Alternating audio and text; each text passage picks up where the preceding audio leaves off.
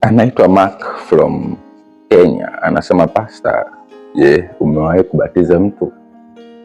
Ndiyo, nimewahi kubatiza mtu, na sio mara moja wala mara mbili. Kuna watu na tabia ya kubatiza watu wakiwa pia watoto wadogo. Si sawa, sababu kusoma Biblia katika chuo cha Mathayo 28 mstari wa 18, Biblia inasema basi Yesu akaja kwao akawaambia, nimepewa mamlaka yote ya mbinguni na duniani, na akaagiza pale kwamba basi nendeni ulimwenguni mote mkawafanye mataifa kuwa wanafunzi wangu, mkiwabatiza kwa jina la Baba na la Mwana na la Roho Mtakatifu.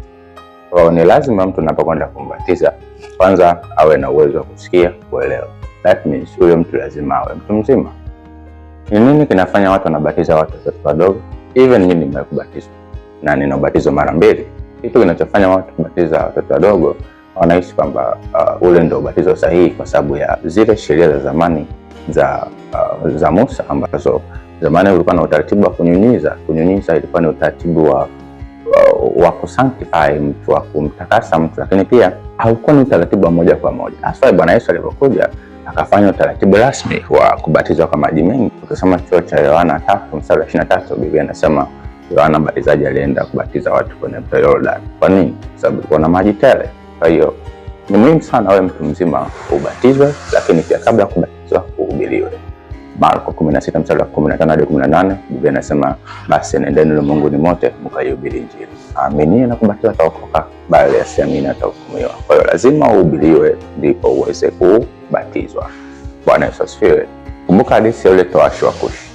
Hadithi ya towashi wa Kushi inasema kwamba alikuwa akisoma Bible lakini hakuwa anaelewa kilichoandikwa mle ndani. So this means kuna watu ambao wako katika ulimwengu wa Kristo ila hawaelewi njia na kweli na uzima wa Bwana Yesu Kristo. Kwa ni jukumu letu sisi kama Wakristo wote kukumbushana na kueleweshana njia sahihi. Kama umebatizwa kwa maji machache, huo sio batizo sahihi. Inabidi ubatizwe kwa maji mengi. Biblia inasema kama yeye alivyo mbinguni ndivyo nasi tulivyo hapa duniani.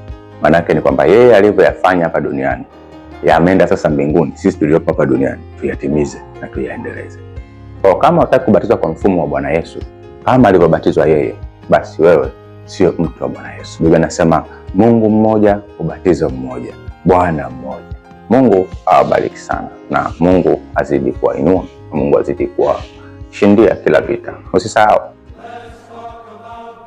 with Pastor Mukembe.